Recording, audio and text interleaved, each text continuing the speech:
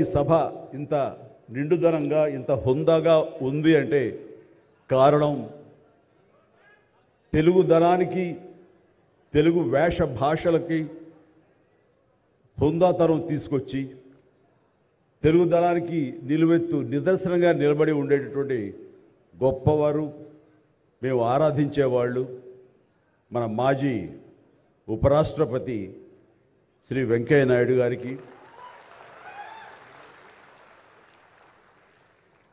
ఇక్కడ విచ్చేసినటువంటి ఆహ్వానితులకు కళాభిమానులకు సినీ అభిమానులకు నా అభిమానులకు అందరికీ హృదయపూర్వక నమస్కారాలు తెలియజేసుకుంటాను.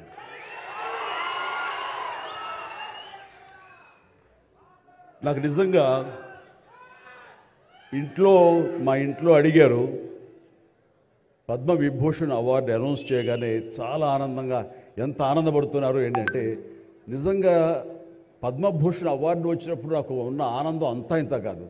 కానీ ఇన్నేళ్ల తర్వాత ఇప్పుడు ఈ పద్మవిభూషణ్ అవార్డు వచ్చినప్పుడు నిజంగా అంత ఉత్సాహం లేదు. ఏదో వచ్చింది సంతోషం, గౌరవంగా స్వీకరించాలి, ఎంత ప్రజాభిమానం అని అనుకుంటూ ఉన్నాను.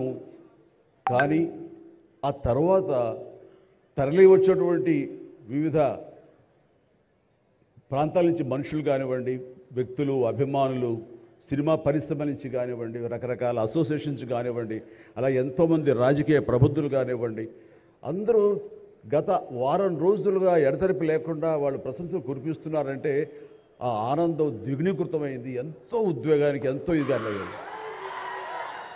అవార్డు ఇవ్వని అభిమానం, అవార్డు ఇవ్వని ఉత్సాహం, ప్రోత్సాహం మీ కరతాళ ధ్వనుల ద్వారా, మీ ప్రశంసల ద్వారా ప్రతి ఒక్కళ్ళు మనసారా ఆశీర్వదిస్తుంటే చాలు ఈ జన్మ, ఇది పూర్వజన్మ సుకృతం, ఎప్పుడో చేసుకున్న పుణ్యఫలం, మా అమ్మానాన్నలు వాళ్ళకి జన్మించేందుకు వాళ్ళు చేసిన పుణ్యఫలం నాకు ఈ విధంగా సంక్రమించిందంటూ నేను నిజంగా మనసు స్పందించి అలా భావిస్తాను. అదే మీ ముందు ఉంచుతున్నాను.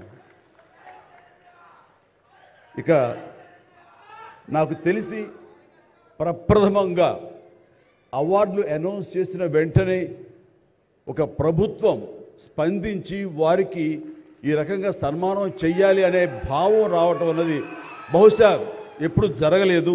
ఇదే మొట్టమొదటిసారి జరిగింది. దానికి ప్రధానమైన కారణం యువకులు, డైనమిక్ లీడర్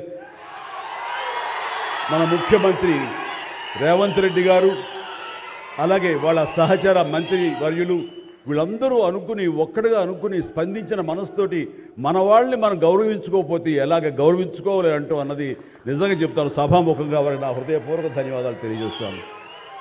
అంటే సన్మానాలకి ఇక్కడ నేను కానీ, మన వెంకయ్యనాయుడు గారు కానీ, ఇతర పద్మ అవార్డీస్ కానీ ఎవరు కొత్త ఏం కాదు. వాళ్ళు రకరకాలుగా విధాలుగా వాళ్ళు సన్మానించబడుతూ ఉంటారు. కానీ సరిగ్గా ఇలాంటి సమయంలో ప్రభుత్వం ముందుకు రావడం అన్నది వారు ఈ కళాకారులకి, కళలకి వారు ఇస్తున్న ప్రాముఖ్యతకి నిజంగా మనస్సు స్పందించి నేను నా అభినందనలు తెలియజేస్తున్నాను.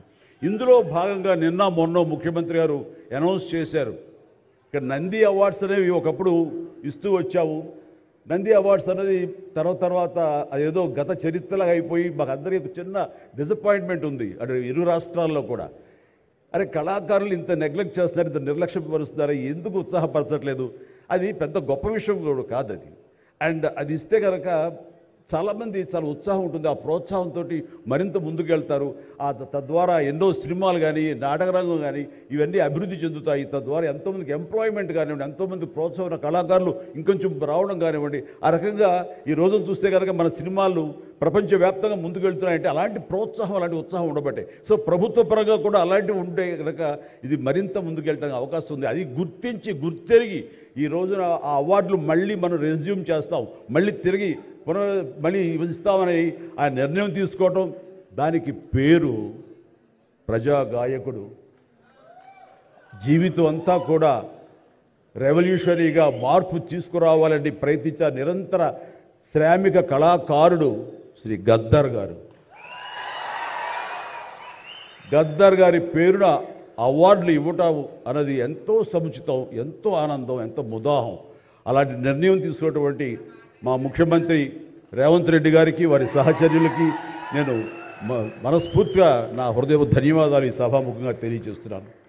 అండ్ ఇక్కడ నాకు ఈ అవార్డు రావడం ఆనందం, కానీ ఆనందం మరింతగా ఉండటానికి కారణం మేము చిన్నప్పటి నుంచి ఎంతో అభిమానించి ఆయన చూసుకుని ఇన్స్పైర్ అయ్యాం. వారే స్టూడెంట్ లీడర్గా ఉండి జయాంధ్ర కోసం అప్పట్లో స్టీల్ ప్లాంట్ కోసంగా ప్రయత్నం చేసినటువంటి వెంకయ్య నాయుడు గారు. ఆయన వైజాగ్ కాలేజీలో యూనివర్సిటీలో ఆయన చూసుకుని ఇన్స్పైర్ అయ్యాం. వారే స్టూడెంట్ లీడర్గా ఉండి జయాంధ్ర కోసం అప్పట్లో స్టీల్ ప్లాంట్ కోసంగా ప్రయత్నం చేసినటువంటి వెంకయ్య నాయుడు గారు. ఆయన వైజాగ్ కాలేజీలో యూనివర్సిటీలో ఆయన స్టూడెంట్గా ఉన్నప్పుడు ఆయన ఇచ్చిన పిలుపుకి ఎక్కడో నర్సాపురంలో ఉండే మేమందరం స్పందించి స్ట్రైక్ చేయడం అనేది జరిగింది. ఆ రోజు నుంచి కూడా మాకు ఒక లీడర్ లాగా, మా నాయకుడిలాగా ఆయన మేము భావిస్తూ వచ్చి నన్ను అలాగా మేము ఎదిగాం. ఆయన అప్పటి నుంచి అబ్జర్వ్ చేస్తూనే ఉన్నాను. ఆయన వాగ్ధాటికి నేను పెద్ద ఫ్యాన్ని. ఆయన మాట్లాడే మాటలు అలాగా నోరు వెళ్ళగట్టి చూస్తుంటాను. ఇప్పుడు కూడా అదే ఎదురు చూస్తాను. ఆయన ఎంత ఓపికగా మాట్లాడతారో తెలియదు, కానీ డెఫినెట్గా అలరిస్తారంటూ ఎలాంటి సందేహం లేదు.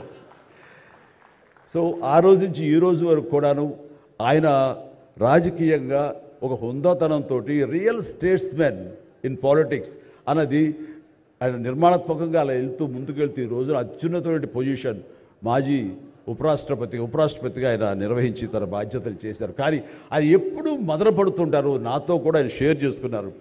రాజకీయాలు రాను రాను ఇలాగా దుర్భాషలతోటి వ్యక్తిగత విమర్శలతోటి ఇలా దిగజారిపోతున్నాయి చిరంజీవి గారు. ఇది కాదు, ఇది ఆ హుందాతనం ఉండాలి.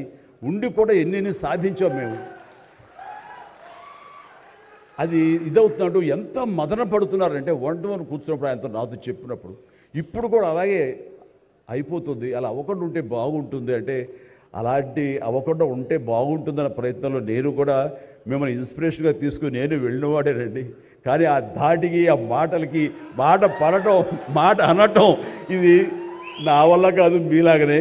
కాబట్టి నేటి రాజకీయాల్లో మనం అన్ఫిట్ అంటారా, లేకపోతే మనలాంటి వాళ్ళు ఇలాగా ఎగైన్ ప్రతిసారి ప్రతి చోటని చెబుతూ ఉంటే ప్రజలు వాళ్ళు మోటివేట్ అయ్యి అలా దుర్భాషలాడి రాజకీయంగా వ్యక్తిగతంగా విమర్శ చేసే వాళ్ళు కానీ తిప్పి కొట్టగలిగితే ఖచ్చితంగా మీరనుకున్నది నేను అనుకున్నది జరిగి తీరుతుందండి. ఒక వాజ్పేయి గారు ఆ రోజుల్లో స్టేట్స్ మ్యాన్ అంటారు. ఆయనలాగా మళ్ళీ అంత హుందాతనం మళ్ళీ మనం ఈ రోజున మనం వెంకయ్యనాయుడు గారిలో చూస్తున్నాం. అయితే ఆయన రాజకీయంగా కొంచెం విశ్రమించారు కాబట్టి ఈ రోజున ప్రజలే ఆలోచించుకోవాలి. అలాగా నోరు జారే వాళ్ళని దుర్భాషలాడుతూ వ్యక్తిగత విమర్శలు చేసేవాళ్ళని తిప్పికొట్టే విధంగా నిర్ణయించే శక్తి మీకే ఉన్నది, మీరే నిర్ణయించుకోవాలని చెప్తున్నాను. ఈ రోజున రకరకాల రంగాలకు సంబంధించినటువంటి గొప్ప గొప్ప వ్యక్తులు వాళ్ళు గుర్తింపు వస్తుందా రాదా అని కాదు, అది వాళ్ళ ఇంట్రెస్ట్ కొద్ది. ఈ రోజున ఇక్కడ ఒక్కొక్కరు శిల్పకళాకారులు ఉన్నారు, అలాగే ఒకరు ఏదైనా మళ్ళీ తిరిగి వచ్చే అవకాశం లేదని చిన్న మీమాంసలో ఉన్నారు. ఆ తర్వాత వచ్చిందనుకోండి, ఆ తర్వాత ఇదే డౌట్ నేను మన వెంకయ్యనాయుడు గారి ఇంటికి వెళ్ళి నేను ఆయన గౌరవంగా నేను ఆయన సన్మానించుకున్నప్పుడు ఆయన ముందు చెబితే ఇదంతా కూడా నరేంద్ర మోడీ గారు ఒక ఆలోచన అండి. పద్మశ్రీ అవార్డులు చాలా బడుగు బలహీన వర్గాలకు సంబంధించినటువంటి చిన్న స్థాయి కళాకారులకు వచ్చింది. ఒకేసారి వెంకయ్యనాయుడు గారి పేరు, చిరంజీవి పేరు, పద్మ సుబ్రహ్మణ్యం పేరు, వైజయంతిమాల బాలి పేరు వస్తే కనుక అది సుస్పష్ట, అది ప్రముఖంగా వేసేస్తారు. అలా వేసినప్పుడు వీళ్ళ గురించి ఎవరు చెప్పుకుంటారు? కాబట్టి వీళ్ళ గురించి చెప్పుకోవాలి అంటే గంటన్నర టైం మధ్యలో గ్యాప్ ఇవ్వండి. గంటన్నర వరకు వాళ్ళ గురించి చర్చ జరుగుతుంది. వాళ్ళు ఎవరు అంటారు, ఇక్కడ సమ్మయ్య ఎవరు, ఆచార్య గారు ఎవరు, ఇలా పేర్లని చెప్పుకుంటూ వాళ్ళ గురించి ఆలోచిస్తారు, చర్చించుకుంటారు. వాళ్ళకి గుర్తింపు వస్తుంది.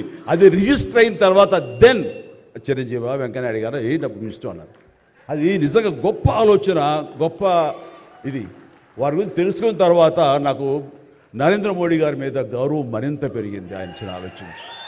సో ఇలాంటి సన్మానం జరగటం అన్నది నాకు నిజంగా అత్యంత గౌరవంగా భావిస్తాను. నా జన్మ సార్థకమైందని భావిస్తున్నాను. ఎన్నో కార్యక్రమాలు చేశాను. ఇది సినిమాల్లో రాణించిన కూడా సినిమాల్లో ఎంతో ప్రథమ స్థానంలో ఎన్నో సంవత్సరాలు దశాబ్దాలుగా ఉండటమే కాకుండా ఆర్టిస్ట్కి సామాజిక బాధ్యత, సామాజికటువంటి సేవ చెయ్యాలి. అది నేను అనుకోను కాదు, ఏమీ కాదు, నాకు అనిపించి నా అభిమానులు అందరూ కలిపి వాళ్ళు ఎంతసేపటికి సినిమా థియేటర్లకో వాల్ పోస్టర్లకో పాలాభిషేకాలకో వీటి కొట్టుకోవడాలు వీటికి ఉండేటటువంటి కల్చర్ని మనం మార్చాలి అనే ఉద్దేశంతో వీళ్ళందరూ శక్తివంతులు. ఇలాంటి శక్తిని అన్గైడెడ్ మిస్సైల్లా ఉండకుండా దీని అన్నింటి ఛానలైజ్ చేస్తే కనుక వీళ్ళ చేత సత్కార్యాలు మనం చేయించుకోవచ్చు అనే భావం నాకు లేట్ 90స్లో వచ్చింది.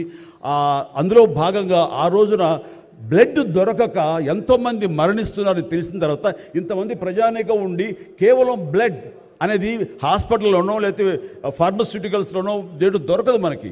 అది మనిషి ఇంకో మనిషికి ఇస్తేనే దొరుకుతుంది. అలాంటిది మనుషుల్లో ఇన్స్పైర్ చేయక వాళ్ళు స్పందింపచేసే విధంగా ఎవరు ముందుకు రాక జరుగుతుంది. కాబట్టి నేను ఎందుకు చేయకూడదు? నా అభిమానులు అనేవాళ్ళు ఎస్ ప్రాణం ఇస్తామంటారు. ప్రాణం వద్దు, రక్తం ఇవ్వండి, రక్తం ఇవ్వండి అంటూ నేను 25 సంవత్సరాల క్రితం ఇక్కడ బ్లడ్ బ్యాంక్ పెట్టిన తర్వాత ఈ ఉత్సాహం ఏమైనా పొంగులాగా ఉండి తర్వాత చల్లబడిపోతుందా అని అనుకున్నాను. కానీ లేదు, ఒక జీవనదిలాగా సాగుతూనే ఉంది. ఈరోజు కూడా మీ అందరి ప్రభావంతో ఎక్కడ మంచి కార్యక్రమం కానీ పుట్టినరోజు కానీ శుభకార్యం చేయాలన్న ప్రతి ఒక్కరు రక్తదానం కోసం ముందుకు వస్తున్నారు, రక్తదానం ఇస్తున్నారు అంటే కనుక దానికి ప్రప్రథమంగా నడుం బిగించింది నేను, నా అభిమానులు చెప్పడంలో గర్వంగా ఉంది నాకు.